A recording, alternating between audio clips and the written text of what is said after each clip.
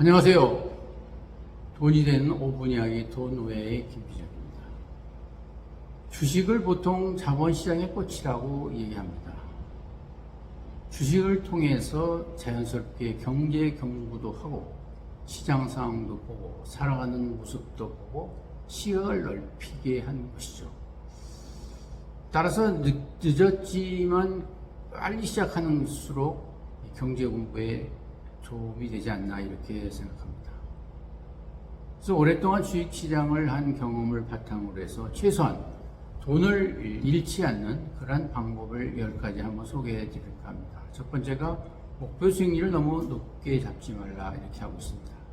주식 투자에서 2배 남는다, 50% 남는다, 이것은 상당히 럭키한 경우에 속한 경우죠. 그 수익률을 은행의 정기 예금이나 적금보다도 약간 높은 그 수준에 만족하는 것이 올바른 투자가 아닌가 보고 있습니다. 전문으로 하는 이 국민연금 같은 경우에도 향후 70년간 예상되는 평균 목표 수익률이 4.5%라는 것을 감안할 때 우리가 너무 높은 수익률을 받게 되면 실패할 확률이 있다라고 보고 있습니다. 그리고 대박주를 찾기보다도 오히려 쪽박주를 찾는 경우가 많이 있는데요. 대박을 원하지 않는 사람은 없겠죠.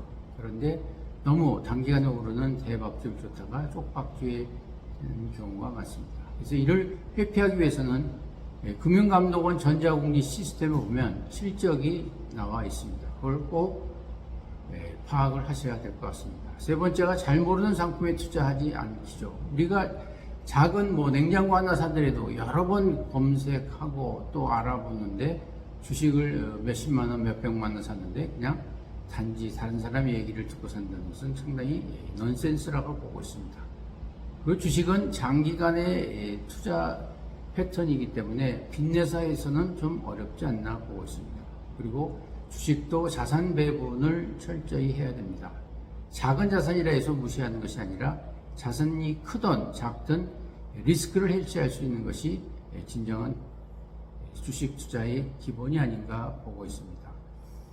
이 분할 포트폴리오 하게 되면 한쪽에서 수익이 많이 나더라도 한쪽에서 손해 나도 그것을 커버할 수가 있는 거죠. 여섯 번째는 분할 매수합니다.